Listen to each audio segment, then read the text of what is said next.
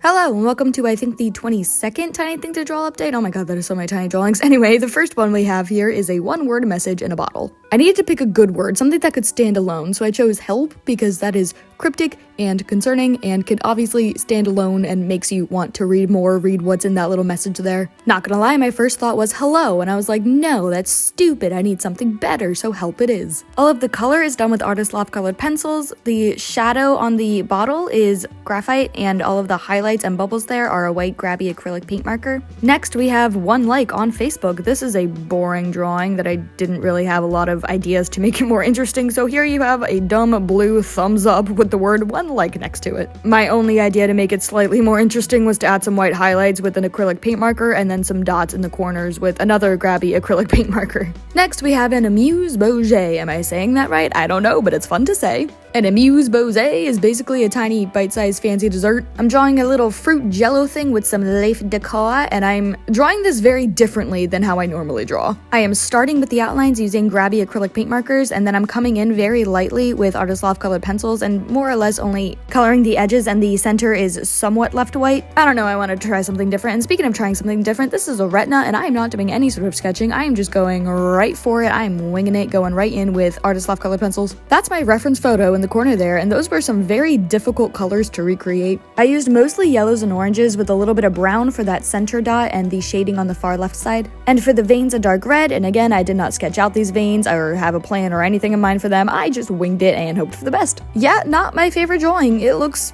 weird, but moving on to ball bearings. I didn't sketch these out either. I winged it with a multicolored unicorn pen. I knew I wasn't going to get perfect circles anyway, so I just went very scribbly. After scribbling out a bunch of vague circle shapes in black penning, I went back into all of the edges to solidify those outlines and start with the darkest shadows. I realized that the drop shadows, aka the shadows on the surface of whatever these balls are sitting on, could not be black because I would just blend in with the rest of the black, so instead I used blue for the drop shadows. For the highlights, I used a silver and then a white grabby acrylic paint marker. I did 3 little dots because that's what the highlights look like in my reference photo, and then next up we have a shoelace bow. I scribbled this out in pen as well because I couldn't find my mechanical pencil. I decided to make the shoe pink because you don't see a lot of pink sneakers. They're usually like neutral colors or blue maybe. And I decided on black shoelaces because that's also not common. After I colored everything, I went back in with my brandless unicorn pen to add some texture. Not gonna lie, it was very hard to get this woven texture of the shoelaces to go in the direction of the shoelaces. For the shoe itself, I added some cross-hatching in red to hint at canvas material. And next we have a single panel of a comic strip. I decided to do a comic panel of my very own comic book that I wrote and illustrated all by myself called Gossip. Here's the link in the top corner if you want to see the video of how I made that comic book. This redraw did not come out nearly as good as the original digital version, and I kind of hate it. There's so many issues with this drawing. The proportions are so wrong. Look how long that neck is on the left.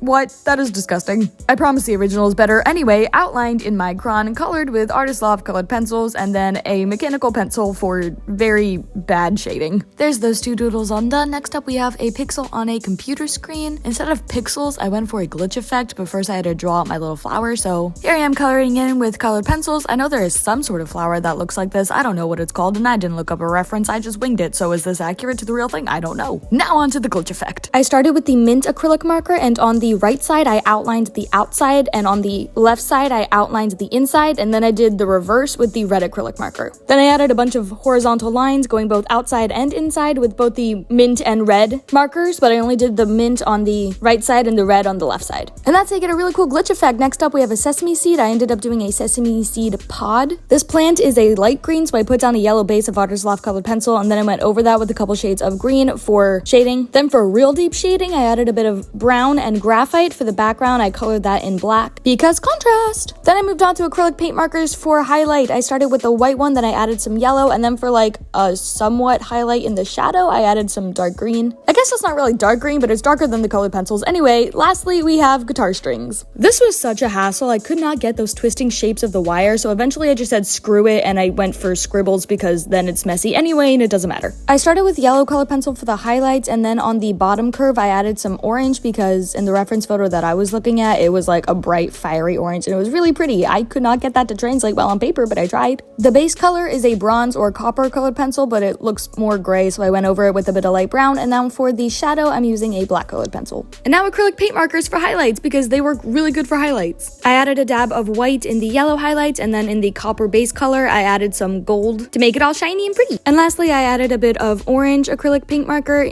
down the bottom in the orange section to really make that bright and fiery like it is in the reference photo. Thank you so much for watching. I hope you enjoyed. If you did, please remember to like, comment, and subscribe. If you want to see more of me, click the link in the description box. That'll bring you to my link tree, and on my link tree, you can find my TikTok, Instagram, other Instagram, and a whole bunch of other stuff involving me. See you in the next one. Bye!